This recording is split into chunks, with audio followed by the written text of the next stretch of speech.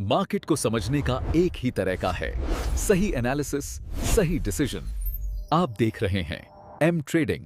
क्या बाजार के चार्ट्स को देखकर सच में उसका भविष्य बताया जा सकता है? आज हम इसी दुनिया में उतरने वाले हैं जिसे टेक्निकल एनालिसिस कहते हैं। ये एक ऐसा तरीका है जो दावा करता है कि बाजार की अगली चाल का अंदाजा सिर्फ चार्ट्स देखकर लगाया जा सकता है। तो सवाल यही है, क्या ये सच में मुमकिन है? क्या चार्ट्स पर दिखने वाली ये टेढ़ी-मेढ़ी लकीरें और पैटर्न हमें सच में बता सकते हैं कि कल बाजार ऊपर जाएगा या नीचे? या फिर ये सब बस एक छलावा है? चलिए आज इसी गुत्थी को सुलझाते हैं। तो सबसे पहले ये समझना जरूरी है कि आखिर ये टेक्निकल एनालिसिस है क्या चीज, इसकी बुनियाद क्या है और क्यों दुनिया भर के ट्रेडर्स इस पर इतना भरोसा करते हैं। अगर सीधी सादी भाषा में कहूं तो टेक्निकल एनालिसिस एक तरह से बाजार का मौसम विज्ञान है। जैसे मौसम वैज्ञानिक बादलों को देखकर बारिश का अनुमान लगाते हैं, ठीक वैसे ही टेक्निकल एनालिस्ट स्टॉक की कीमतों के पुराने चार्ट्स को देखकर भविष्य के ट्रेंड्स का अंदाजा लगाने की कोशिश करते हैं।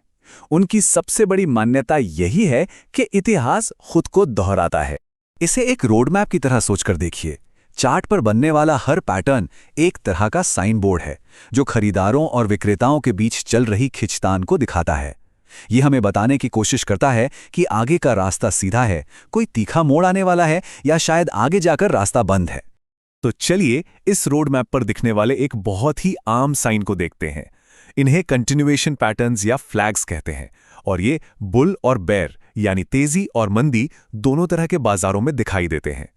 इन पैटर्न्स को एक रेस कार के पिट स्टॉप जैसा समझिए। सोचिए, कार तेजी से दौड़ रही है, फिर कुछ सेकंड के लिए रुकती है और फिर उसी रफ्तार से आगे बढ़ जाती है। बाजार भी अक्सर कुछ ऐसा ही करता है। ये जो छोटा सा ठहराव होता है जिसे कंसोलिडेशन कहते हैं, ये ट्रेडर्स को एक तरह का भरोसा दिलाता है कि ट्रेंड अभी खत्म नहीं हुआ है, ये जारी रहने वाला है। यहां दोनों में फर्क बिल्कुल साफ है।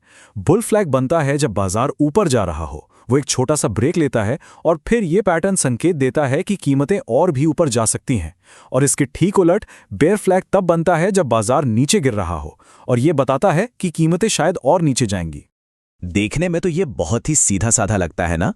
एक तेज चाल जिसे फ्लैग पोल कहते हैं, फिर एक छोटा सा ठहराव जिसे फ्लैग कहते हैं, और जैसे ही कीमत इस ठहराव से बाहर निकलती है ट्रेडर अपना दांव लगा देते हैं। इसकी यही सादगी इसे इतना पॉपुलर बनाती है। लेकिन यहीं पर एक पेंच है। अगर बाजार को पढ़ना इतना ही आसान होता तो आज हर कोई करोड़पति होता। तो फिर असली कहानी क्या है? कहाँ ये रोड मैप धोखा दे सकता है? और यहीं से पूरी तस्वीर बदलनी शुरू होती है। ये एक ऐसा सवाल है जो टेक्निकल एनालिसिस की पूरी नींव पर ही चोट करता है। क्या सच में इतिहास हमेशा खुद को दोहराता है या कई बार ये बस एक इत्तेफाक होता है? देखिए, इस रोड मैप की कुछ बड़ी दिक्कतें हैं। पहली तो ये कि ये सब्जेक्टिव है, मतलब जो पैटर्न एक ट्रेडर को दिख रहा है हो सकता है दूसरे को वो दिखे ही ना। दूसरी, ये झूठे सिग्नल्स दे सकता है जिसे फॉल्स ब्रेकआउट कहते हैं।